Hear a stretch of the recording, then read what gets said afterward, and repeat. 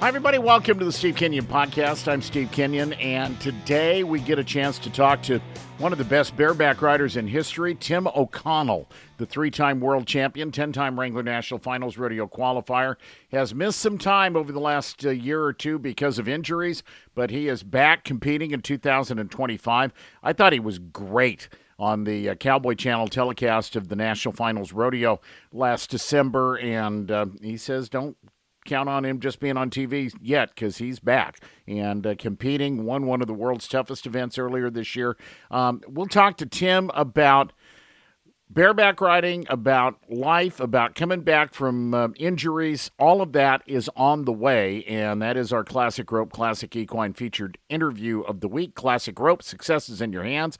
Classic Equine, play to win. We are Classic Equine. We want to say thank you to the people that bring you our shows and bring you everything that we do, and we hope you'll like and subscribe to our social media sites, particularly our 8 Seconds Media Facebook page, M2 Ranch Jerky, m2-ranch.com. Thank you to Equinity. It's all about the horse team, equinity.com. The Justin Boot Company, the standard of the West since 1879. The Grandview at Las Vegas, to Wrangler, the official Western Wear Pro Rodeo. Long live Cowboys, to Resist All, proud sponsors of the Resist All Rookie of the Year Award. The Gooding Pro Rodeo in Gooding, Idaho is getting ready to celebrate its 100th anniversary, not as a rodeo, but of the Gooding County Fair.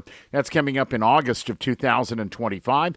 To Next Gen Rodeo, you should probably download the Next Gen Rodeo app, get to know all about the Equine Sports Alliance, the IPRA rodeos, the WCRA events that Next Gen is involved with, all of the various events that they handle the entry systems for. Next Gen Rodeo, and of course the Cowboy Channel, the official media partner of the PRCA. Thank you to Rodeo Life Magazine, everything rodeo since 1961. We'll get back to it and let you hear from Tim O'Connell on the other side of this timeout. Thank you for joining us. Have you tasted true traditional cowboy jerky, M2 Ranch Jerky? It's now available on Amazon. Saddle Bronc rider Mitch Pollock says if you're looking for a traditional, great-tasting jerky, M2 Ranch Jerky has you covered. I love the different varieties. Choose from beef, elk, venison, or buffalo, original, peppered, teriyaki, hot, or sweet peppered. More and more stores are adding M2 Ranch Jerky. Now you can find us on Amazon. M2 Ranch Jerky, m2-ranch.com. For 145 years, Justin has crafted boots tailored for life in the dirt, accompanying your every step with reliability and quality. Whether in the arena lights or long days on the job, our boots are an integral part of your team. With a storied history, our boots echo through generations, connecting the past, present, and ensuring the same quality that we built our name on. Find your boots at justinboots.com. Thanks for joining us. This is the Steve Kenyon Podcast. Tim O'Connell is a 10-time qualifier to the Wrangler National Finals Rodeo, 3-time world champion, future Hall of Famer, 33 years old and still craving the opportunity to ride bareback horses and compete at the Wrangler NFR. We had a chance to talk to Tim about recovering from some fairly significant injuries over the last few years, getting back to action, and about the job that he did on television. If you remember what he did during the Wrangler NFR in December. Really a great job, I thought, analyzing and evaluate the bareback riding. Tim O'Connell joins us courtesy of Classic Rope and Classic Equine, the sponsors of our featured interviews every week. And I asked him how he's feeling, recovering from a very significant groin injury. Here's what he had to say. I'm feeling great. You know, like, it was definitely a long road to recovery. It was something that I've dealt with injuries my entire life on and off. Bareback riding is a brutal sport, but you know, that groin was a serious tear early in 2023. I tore it on that first horse I got on in 2023, and it came all the way off at the national finals in round 9.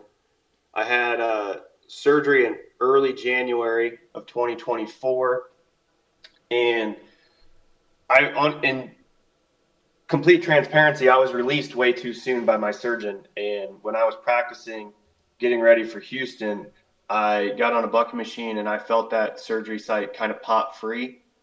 And I ended up waiting till about Easter weekend, and I got on a practice horse, what we would put beginner kids on. And I felt it tear all the way off again. And long story short, I went to two different specialists, and they both told me one was for the Rams, one was for the Vikings, and they both told me that it wasn't something that they could repair. And it actually full circle took me back to my original surgeon, and I had a second surgery in June, late June, right before the 4th of July. And it wasn't just the one groin. That time it pulled two more with it. So I had three adductors tore off.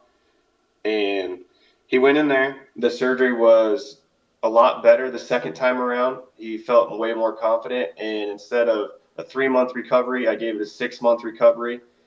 And from there, I came back to competition, and I got on my first horse back on New Year's and have been on 7 now. So definitely the first couple, I could tell that I was very hesitant riding.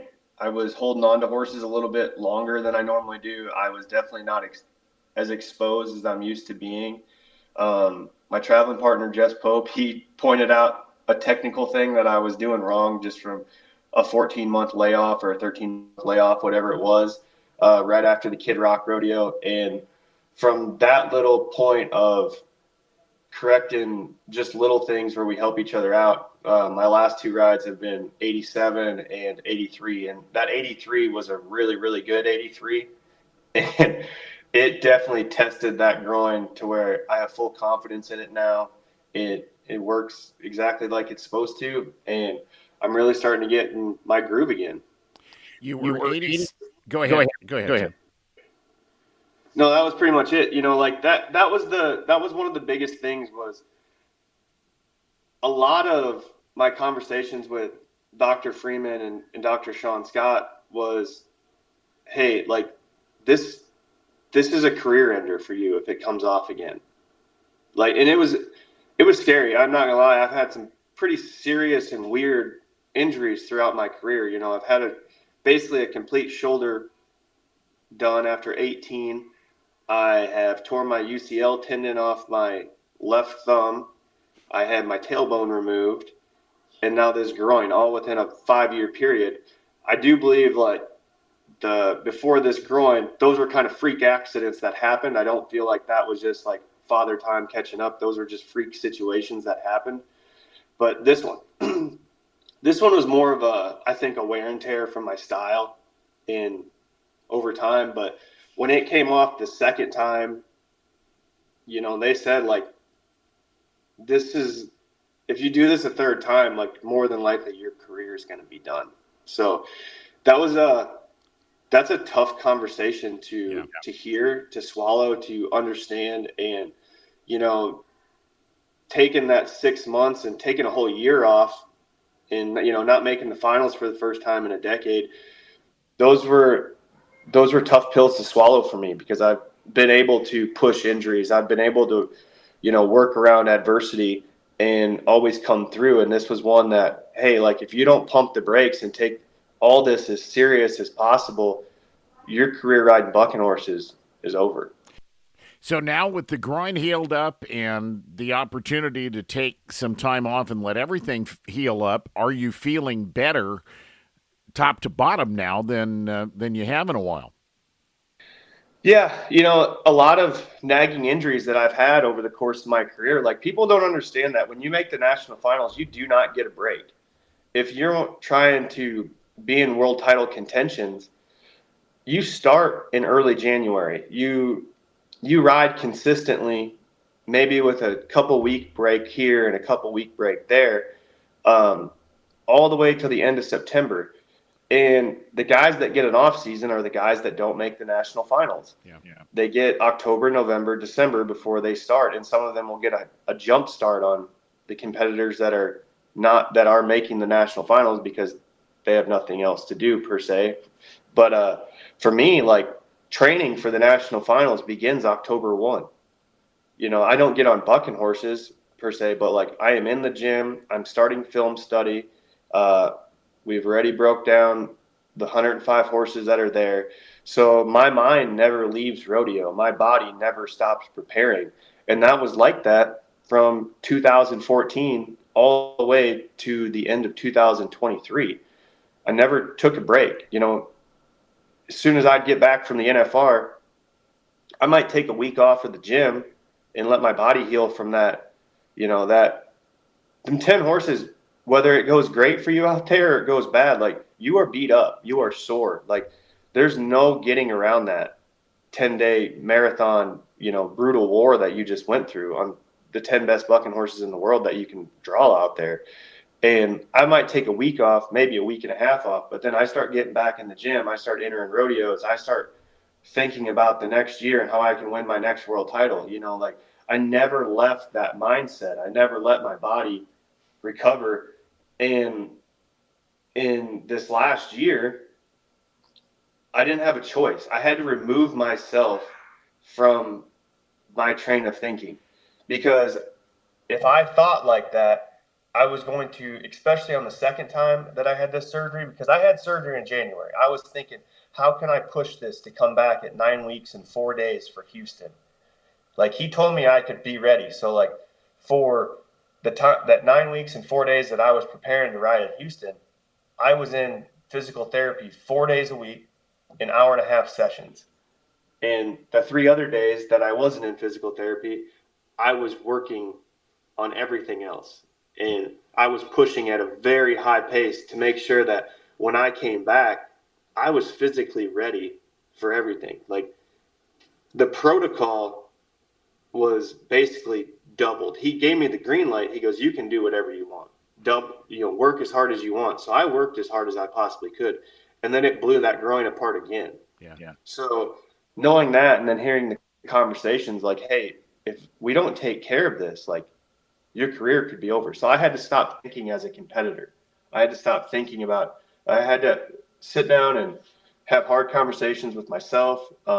My wife helped me with this too, extremely, but I had to say, this is over. This is over for you as making your 11th straight trip to the national finals. Everything has to be backed off. So like I had to stop. For me, like I stopped going in my gym. I stopped watching the Cowboy Channel, because watching rodeo, it turns me. Like I'm a competitor at the high. Like when I watch other people competing, I get I get anxiety from it. I get anxious. Like I want to be out there. I want to compete. Like this is what I do. And I had to remove myself from that so I could stay calm and keep the process of, we are on a recovery year, and everything you do needs to be about making sure that 2024 is the best season for you. So knowing what an intense competitor you are anyway, that process of kind of shutting it down had to be a pretty big adjustment period for you. It was. I mean, it was heartbreaking. I mean, this is what I do. Like making the national finals, I don't know how to put this without sounding arrogant, but it was easy for me. Like making the national finals wasn't something that is on my goals. My goals are to win world titles. Like I don't just make the national finals. I get in world title races. Like this is what I do. This is how I prepare. And that train of thinking is different from one person to the next. Some people are okay with just competing out there. I'm not okay with just competing out there. I want to be in a scrap for the whole time. I want to, the whole year, every ride, every second of every horse I get on is for a world title. Everything accumulates off that. So everything that I do in rodeo is for a world title. That's how my mind works. That's how I'm able to go to different levels in this game. And to have to remove yourself from that and completely disregard your train of thought that you have had for the last decade and how you go about your business, it was new.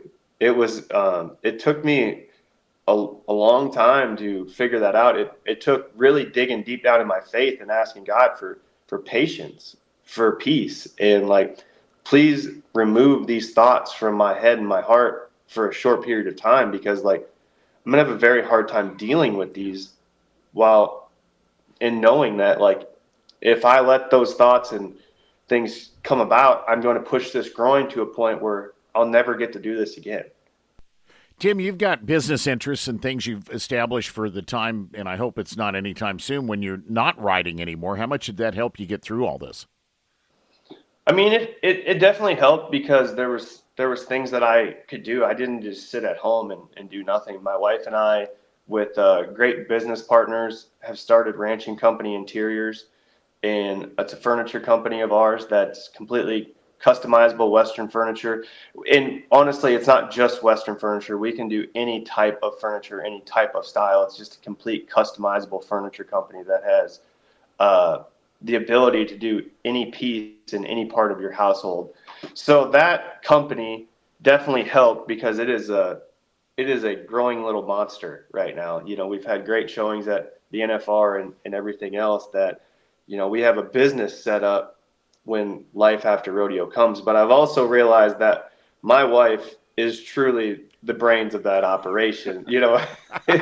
The idea started from COVID when I was building cribs in the garage for our friends because I was pretty bored and needed something to do with my time.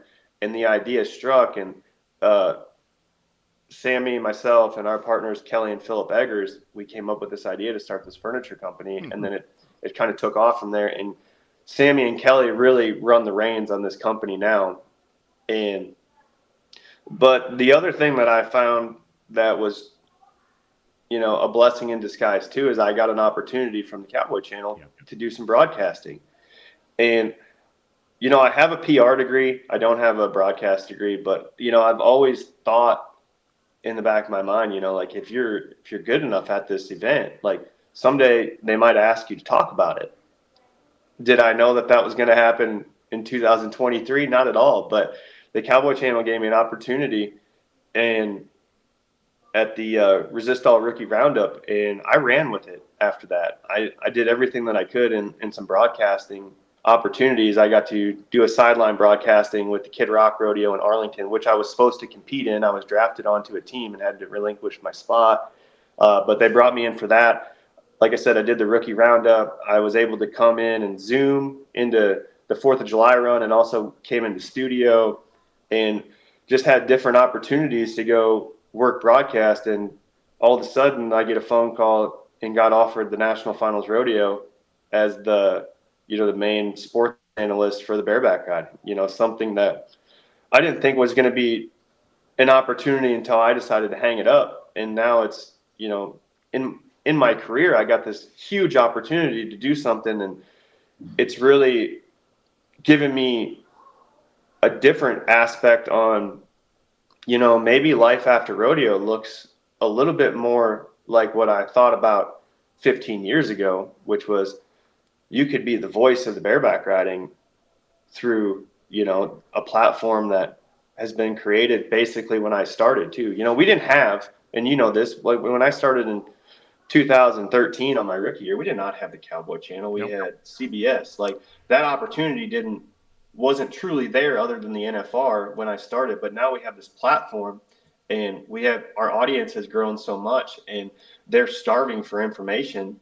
And now I have an opportunity, possibly when I do hang my spurs up for the last time, to go to that side and not, unfortunately for so many athletes, there's this old saying, you'll never forget rodeo, but rodeo forgets you. They'll never get that opportunity the last time they hang their spurs up or they put their rope down. Like it's done, it's over. And that time, that chapter in your life passes you by, and you go on to do different things that are not involved in rodeo at all. And now I feel like I have an opportunity to stay involved in rodeo until the day I don't want to at all. Yeah. Tim, the first time I remember meeting and interviewing you, we were in Guyman, Oklahoma, and years ago now, at that rodeo.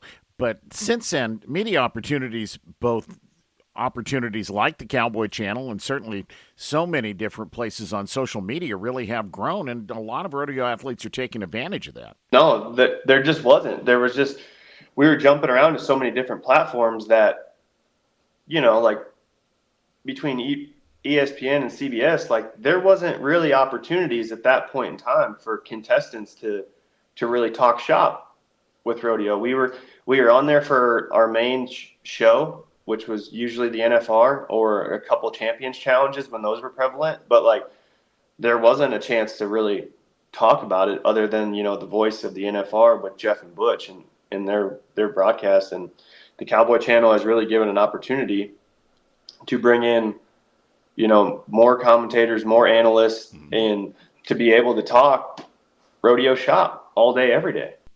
Tim, you've traveled with a lot of younger guys like Jess Pope when he was first starting out, who were in your rig and now are doing really well. Talk about that. Yeah, I mean, it's just, I will take, obviously, Jess has had the most success. 3 average titles in a world championship, and I'll circle back to this story because it'll kind of come fruition for us. But Cole Franks jumped in with me one year, made his first national finals. Shane O'Connell's jumped in with me, made his first national finals, and Cade Saunier jumped in with me, made his first national finals. Usually, if you get in our rig, you're going to make the national finals, and there's 2 reasons behind that. One, that's all we talk about. The conversation's different in that rig. We're not talking about just making it. We're talking about being in world title contentions. We think, we talk, and we expect greatness every time that we step out and compete. We're there to win. And if you're in that rig, if you don't think like that, if you don't act like that, we're going to break you.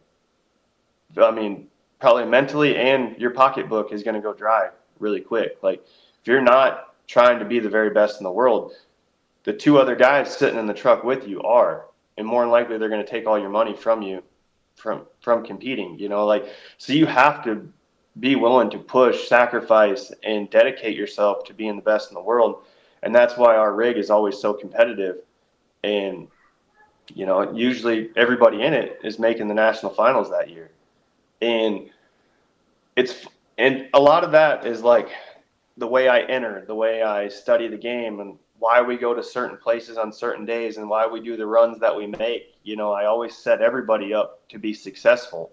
A lot of times in our rig, we'll enter the 3 of us together, but I'll put options out there.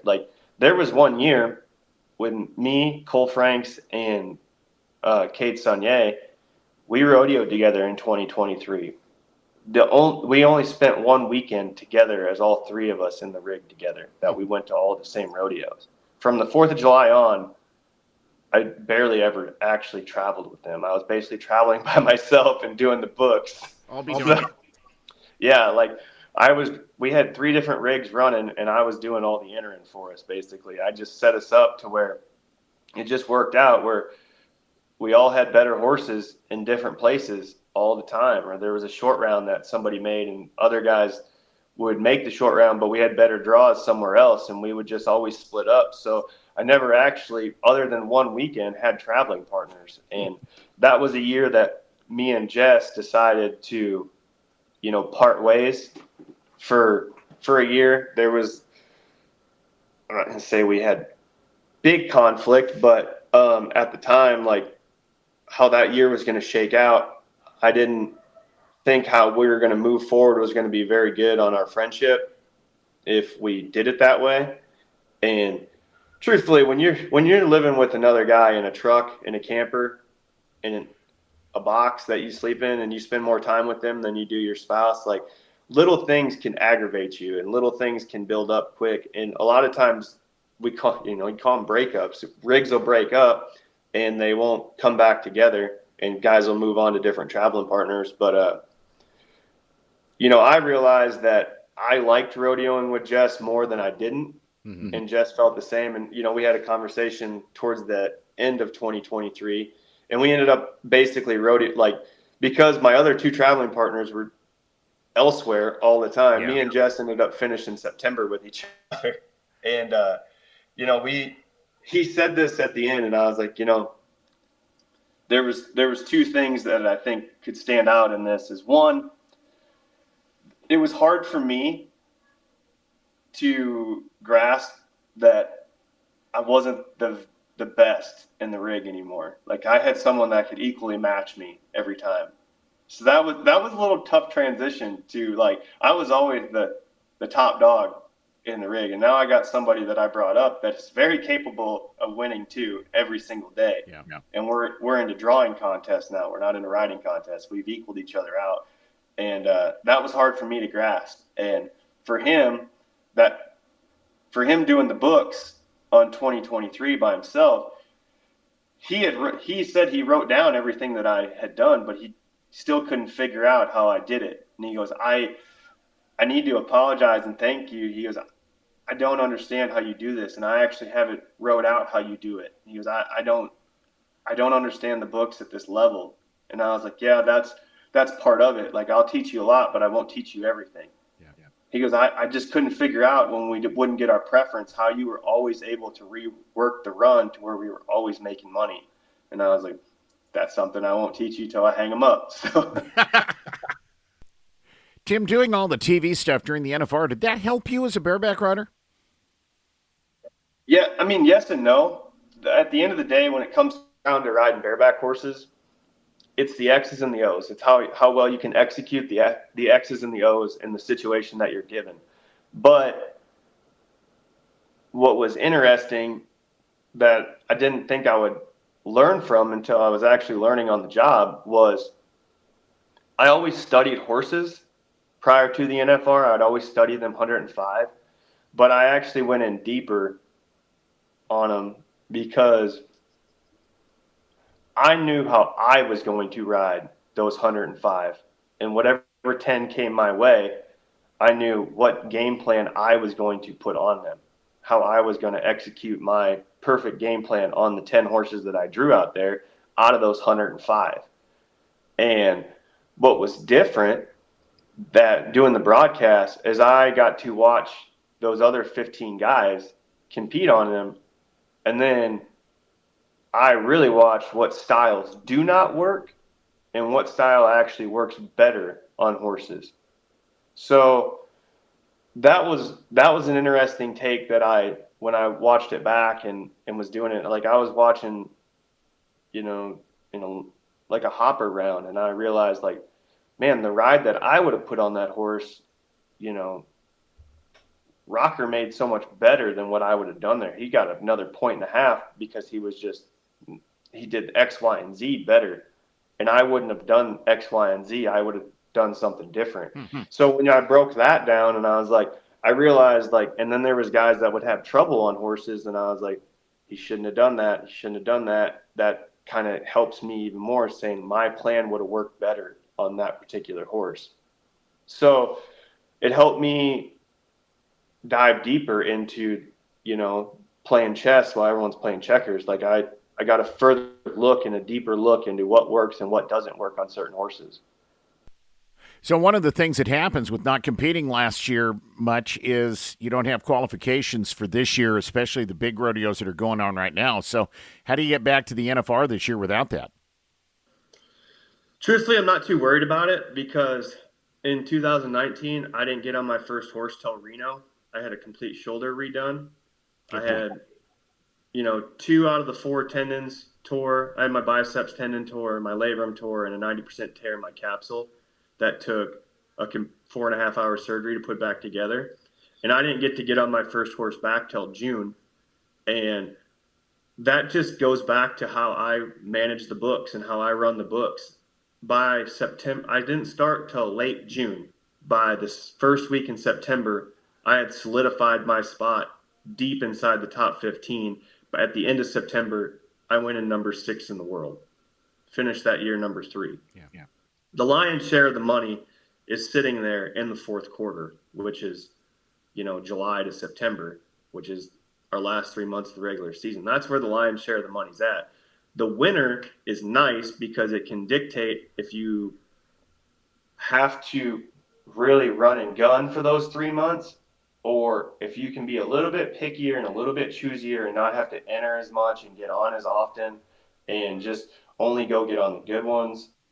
And it just kind of dictates how your fourth quarter will go. I think Coleman Proctor said, you can't win a game. You can't win a football game in the first quarter, but you can lose it. But everything's won in the fourth quarter. You can't You can either win or lose. You can lose everything going through there, but you can't win it until the fourth quarter. I thought that was such an interesting take on rodeo. And like I said, they're not letting me into Fort Worth. They did let me into Denver. I do not get to get into San Antonio, and I did get the injury exemption into Houston. Good. So right now I am going into these world's toughest that they let me into, and a couple other rodeos that they let me into. But I'm still in the fact, like, I didn't draw very good at all. I was supposed to be in Rapid City, South Dakota today, and I didn't draw very good. Like, at the end of the day, I'm not going to go put my body at risk just to go get on and try to win $200. $200 is not going to do anything for me in my qualifications. Like, I got to go and get these big chunks taken out, get up inside the top 15 in the world, or around it before these guys start piling in this money from Fort Worth and San Antonio. But at the end of the day, getting into Houston, if I go execute at Houston and win $80-some thousand, I'm going to get into whatever I want anyway. Yeah. Good. So, and honestly, going back to the injury, the competitor in me wants to go. I want to go to these rodeos. I want to compete. I want to show everyone I'm back. I'm a force to be reckoned with. And I'm here to play. It was the inside joke last year at round 8. Dean Thompson asked me in the locker room, "Hey, did you sign your contract to do the broadcast here next year?" And they all started snickering. And I looked around, they were all kind of there, they're all laughing. And I was like, "Hey, make no mistake, one of you got a free ride on the bus this year. One of you is not coming back. Just know that." So I don't know which one of you that is, but one of you isn't coming back here because my seat's sitting over there and it's just waiting for me to come back. So it was, then they all kind of like, oh man. Like, so. Tim, you made a comment earlier about sounding arrogant about something you said. There's a big difference between arrogance and confidence, isn't there? Yeah, it's a fine line that you can play with. You can be confident. The confidence is it's like an aura. Like, it's a way of being. Like, when you show up, like, you're going to win and you don't have to say a word and other people know that. Arrogance is when you're just flopping your gums around and being ignorant. And you can't back it up. Yeah. And, I am confident in what I can do on the back of a bucking horse. Sometimes, like, in some days, unfortunately, I can be confident. It still might not go my way. It's a live animal. But more times than not, when I show up healthy, and if I have a good horse drawn, I'm going to utilize that animal to get a check. And if not, I'm going to do something on that animal that most people can't do either. And but the other thing about this injury, what I was about to say too, was like, as much as I want to go to those rodeos, like, I've been on 7 horses so far, and like, my body's breaking back into riding bucking horses. It is like getting into a car wreck. Like, you're extremely sore. I am testing out a groin that has had surgery on twice. Like, there's plenty of horses that were at Fort Worth when I watched it that I wouldn't go to my backyard to get on. And they trap you into getting on those horses because if you turn out, you can't come back and compete for a year. Yeah. And I've been to San Antonio where I've gotten on 3 horses that, like I said, I wouldn't walk out my back door if there was $20,000 added to get on them. Like, I just wouldn't. They're just not going. They're not going to take you to a paycheck. They're just going to soar you up. So, to be in that situation too, and to be able to kind of pick and choose right now, get on horses that I want to get on, and have the opportunity, like I said, in Rapid City, that I got a horse that a lot of times they don't even get out on the box on. She freaks out in the box and throws fits and wears herself out. And unfortunately, that horse shouldn't be a bucking horse. She should do something else. But they brought her to Rapid City, and I'm not going to go to Rapid City. If that was Fort Worth, I would have to get on that animal. And I do believe that's just God's perfect plan right now for me. I'm not supposed to get into these rodeos. I'm supposed to be doing what I'm supposed to be doing right now. And when Houston comes, I'm going to be on enough horses. I'm going to be firing on all cylinders. I'll probably be on 20 horses less than everybody else at that point. Tim, one more question, and I appreciate all your time. When you started your NFR run in 2014, tell me if you agree with this, there are a lot more bareback riders now. There are a bunch of young kids that are coming up, and I think your event is kind of having a little bit of a resurgence. Do you agree with that? 100%. And I think this, and I've talked about this a lot. I compare it to like the UFC. When in 2010, when I decided to be a bareback rider, that's right when Casey Field went on his run, and I was a freshman in college, and he changed what bareback riding looked like. So like I based a lot of my style and how I was going to execute and show my flash off what Casey was doing. When he won those 4 world titles in a row, he was light years ahead of the field, and he changed what bareback riding looked like from here on out. So the rest of the field had to get better and adapt to that and get to that point when they were in their 20s. Like I was 18 years old and just learning how to ride bareback horses. And now I see Casey, this is what it's supposed to look like. That's what the judges really like. He's so much better than everybody else at the national finals. Like if you want to win a world title, like you have to execute like he's executing. At 18 years old, I had to learn that. Now, these kids that are coming up, they were like 7 and 8 years old. Like they were young. They've had a decade to now watch what it's supposed to look like and study off that. They didn't have the early 2000s when the pop and flop kind of style was prevalent and was winning. They didn't even learn that. They didn't even watch that. They don't even know,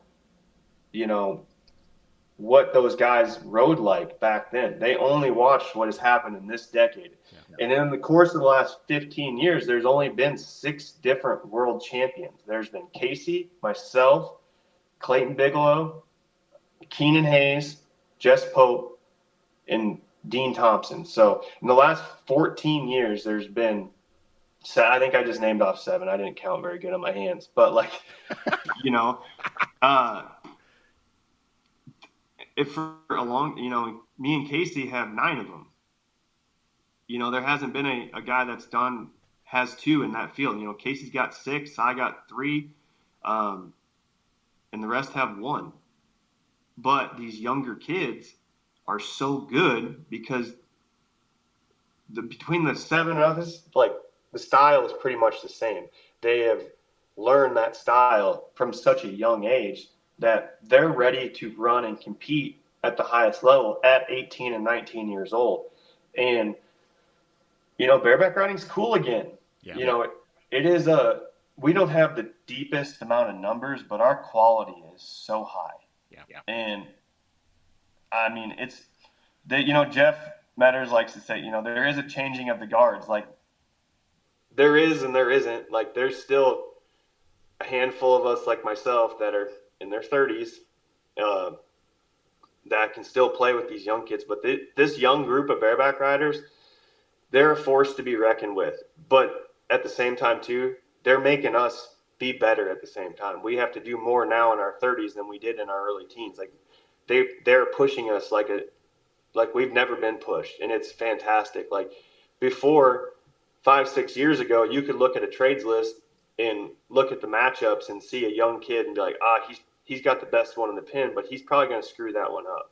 Like I can go get on my middle of the pin horse and catch a good check because they're going to probably waste the first 3 best horses in the pin. They don't do that anymore. Like everybody executes on all these horses and nothing gets wasted anymore. It is turning into more of a drawing contest than a riding contest anymore because everybody is at a different level. That's world champion bareback rider Tim O'Connell. Couple of great interviews that we put up this week. Coleman Proctor earlier this week. Now Tim O'Connell. You can watch the video on our 8 Seconds Media YouTube channel. Please like and subscribe to all of that. And thank you to Classic Ropes and Classic Equine. Success is in your hand. Classic Rope, Classic Equine. Play to win. We are Classic Equine. Our programs are sponsored by the Justin Boot Company, Standard of the West since 1879. A big thank you to Wrangler, to Resistol, to the Grandview at Las Vegas, to Equinity online at teamequinity.com, to M2 Ranch Jerky, to Rodeo Life Magazine, to Next Gen Rodeo, and of course to the Cowboy Channel, and to you for listening to everything that we offer. from 8 Seconds Media. Like I say, please like and subscribe. We'd love to have you follow us on social media. God bless everybody. I'm Steve Kenyon. This is the Steve Kenyon Podcast.